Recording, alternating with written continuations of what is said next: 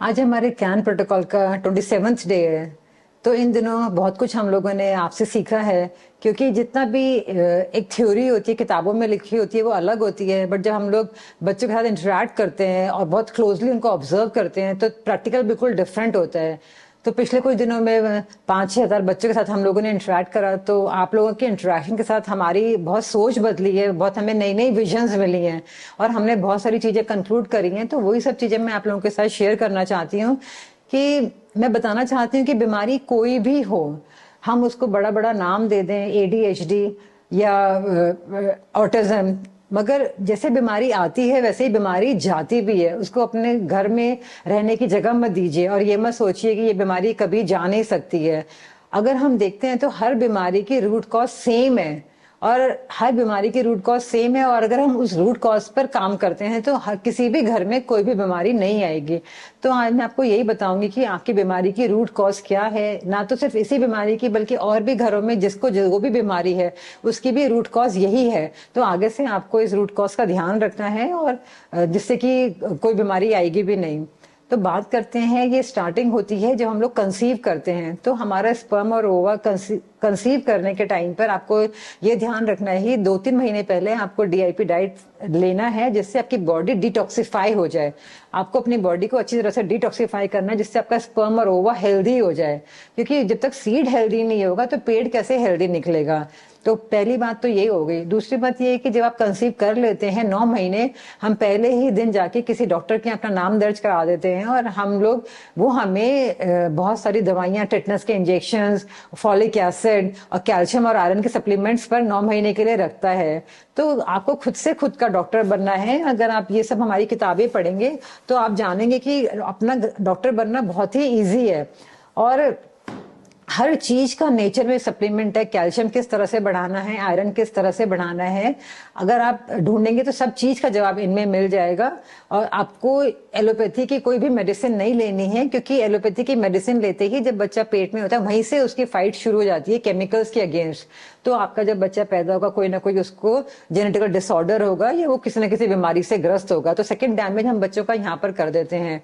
तीसरी बात यह कि डिलीवरी के टाइम पे आपको बहुत शांति रखनी है। मैक्सिमम मम्मियां आजकल सिजेरियन सेक्शन के लिए भाग जाती हैं। तो वो तो बहुत आसान है, पेट को काटा और बच्चा बाहर निकाल दिया। तो उससे बच्चों का बहुत नुकसान होता है। एक तो नॉर्मल डिलीवरी से जब बच्चा वजाइना के थ्रू निकलता है तो वो वजाइना में एक माइक्रोफ्लोरा होता है जो वो इनहेल करता है, तो उसकी इम्यूनिटी बहुत स्ट्रांग होती है। तो उसका बच्चा उससे डिप्राइव्ड रह जाता है। पहली बात तो ये है। और दूसरी बात ये है कि इतना बच्चों को और उस समय माँ को दवाइयां दी जाती हैं, तो बच्चा अगर माँ का दूध लेता भी है तो वो उसके लिए अनहेल्दी हो जाता है। और फिर उसका बच्चे को अगर वो माँ का दूध नहीं लेता तो सिंथेटिक मिल्क पर डाल दिया जाता है। तो इस समय हमें बहुत ध्यान रखना है कि बच्चा जब पैदा होता है तो उसको हमें दवाइयों से बचाना है और सिंथेटिक उससे भी बचाना है, मिल्क से। कोशिश करिए कि वो माँ का ही दूध पिए। अगर माँ का दूध नहीं पी रहा है तो आपको कोकोनट का या बार्ले मिलेट्स का दूध उसको इंट्रोड्यूस करना है। आपको इन सब चीजों का आराम आराम से ट्राई करते हुए दूध को इंट्रोड्यूस करना है। इसके बाद रोल आता है वैक्सीन का। अगले ही दिन हॉस्पिटल में उन लोगों को टीबी की वैक्सीन दे दी जाती है। तो कई हमने देखा कि कई माओ ने बोला कि वैक्सीन देते ही बच्चा नीला पड़ गया या बच्चे को फिट्स आ गए। उसी दिन से उनकी जर्नी शुरू हो जाती है दवाइयों के साथ। और जब हम लोगों को वैक्सीन देते हैं तो आपको पता होना चाहिए कि जो हमारा लिवर है, लिवर जो है वो बैरियर है बॉडी में। सारी केमिकल रिएक्शंस लिवर में होती हैं। लिवर से बिना पूछे कोई भी केमिकल हमारी बॉडी में एंटर नहीं कर सकता। तो लिवर तब तक फाइट करता रहता है जब तक हमारी बॉडी में केमिकल्स आते रहते हैं। और जब लिवर कोलैप्स करता है तभी हमारा कुछ सिम्टम्स हमें दिखाई देने लगते हैं। तो आप देखेंगे कि मैंने देखा है जितने भी मैंने थैलेसीमिया के या इन बच्चों पर काम करा है, सबका लिवर में कोई ना कोई प्रॉब्लम है। और मैं डायग्नोस्टिक टूल देती हूँ आपको लिवर का। अगर आप एसजीओटी और एसजीपीटी का रेशियो कराते हैं, उसका रेशियो 1 से ज्यादा है तो मतलब लिवर में डैमेज है।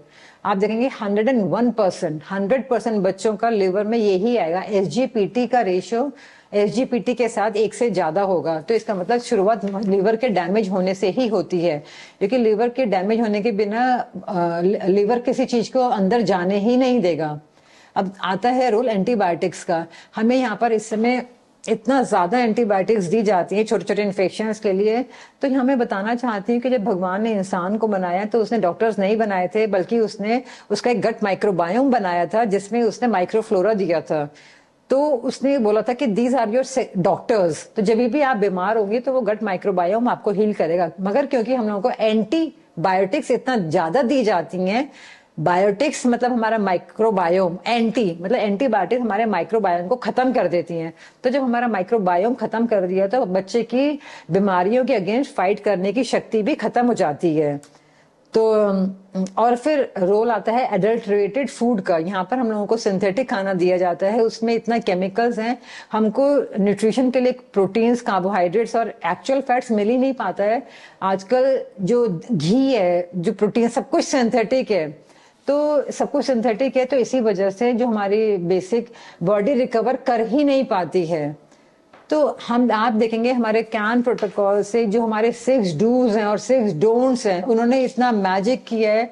अगर हम बात करते हैं 6 डूज की, तो इसमें हम लोगों ने जैसे ही बच्चों को नीम दिया, सबसे पहले हमारी नीम थेरेपी ने मैजिक किया। क्यों?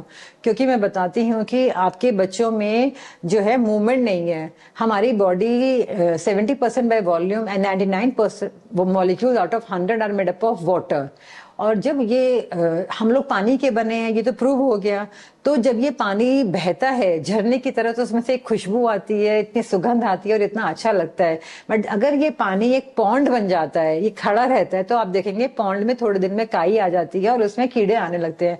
तो इसी तरह से क्योंकि हमारे बच्चों की बॉडी में मूवमेंट नहीं है, वो बेड पर लेटे रहते हैं, तो उनकी जगह जगह जो पानी है, पॉकेट्स में उस पर काई जम गई है और काई जमने की वजह से कीड़े आ गए हैं। तो हमने देखा कि हर बच्चे की बॉडी में वर्म्स की मैनिफेस्टेशन है। तो नीम जो है हमारा वो पेस्टिसाइड है, एंटी माइक्रोबियल है, एंटी फंगल है, एंटी बैक्टीरियल है। इसीलिए नीम थेरेपी ने सबसे ज्यादा मैजिक करा कि सबसे पहले उनके बच्चों के हम लोगों ने कीड़े मारे। सेकंड हमारी थेरेपी है 0 वोल्ट। तो आप देखेंगे कि जो हमारी बॉडी का एक सर्केडियन क्लॉक होती है, वो चलती है सनराइज या सनसेट से। क्योंकि हमारे बच्चों को आजकल सन का एक्सपोजर ही नहीं है, तो हमारी जो बॉडी है उसका वोल्टेज सिस्टम ही सारा, इलेक्ट्रोमैग्नेटिक फील्ड सारा डिस्टर्ब हो गया है, डिस्ट्रॉय हो गया है।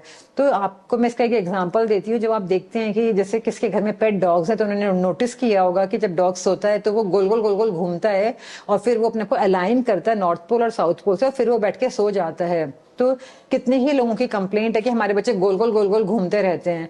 तो उसमें मैं यही बताऊंगी कि बच्चों का अलाइनमेंट खो गया है, वो गोल गोल घूम रहे हैं, उनका इलेक्ट्रोमैग्नेटिक फील्ड इतना डिस्टॉर्ट हो गया है कि वो कंफ्यूज हो चुके हैं। तो प्लीज उनको 0 वोल्ट थेरेपी कराइए, तो 0 वोल्ट थेरेपी से उनको बहुत फायदा मिला है। तीसरा रोल आता है डीआईपी डाइट का, जिसमें हमारे प्रोबायोटिक्स हैं और प्रीबायोटिक्स हैं। तो हमारा जो गट माइक्रोबायोम जो एंटीबायोटिक्स देने की वजह से खत्म हो गया है, उसको हम रिस्टोर कर देते हैं। उसको रिस्टोर करते ही वो फिर से अपनी कमान संभाल लेता है और फिर से आपके बच्चों का वो डॉक्टर बन जाता है। और फिर रोल आता है कोकोनट का। कोकोनट का क्योंकि आजकल जो रिफाइंड ऑयल हम लोग दे रहे हैं, आपको समझना पड़ेगा जो नर्व्स हैं वो वाटर और फैट की बनी हुई है।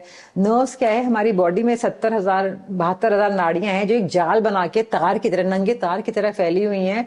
और जिस तरह से एक बिजली के तार पर एक प्लास्टिक का पाइप होता है, उसी तरह से जो ये फैट है ये उन पर फैला हुआ होता है, इंसुलेटर की तरह काम करता है। अब जब हमारी बॉडी में फैट ही नहीं है, आप उनको रिफाइंड ऑयल दे रहे हैं, तो ये तारों में करंट आ रहा है, शॉर्ट सर्किट हो रहा है, तभी हमारे बच्चे कूदे कूदे फिर रहे हैं, शॉर्ट सर्किट हो रहा है, उनको कुछ समझ नहीं आ रहा है। तो इसलिए कोकोनट देते ही ये सारे तारों का इंसुलेशन हुआ, उन सब नर्व्स के ऊपर कोटिंग, उनके माइलिन शीट को हमने ठीक करा और बच्चे काम हो गए, उनके वो सारे सिम्टम्स गायब हो गए। तो ये रोल है हमारा डीआईपी डाइट का, 0 वोल्ट का, नीम थेरेपी का, प्रोबायोटिक्स, प्रीबायोटिक्स और कोकोनट थेरेपी का। तो हमने देखा कि किसी भी बीमारी के अगर हम रूट कॉज पे काम करते हैं तो वो बहुत जल्दी ठीक हो जाती है। Thank you.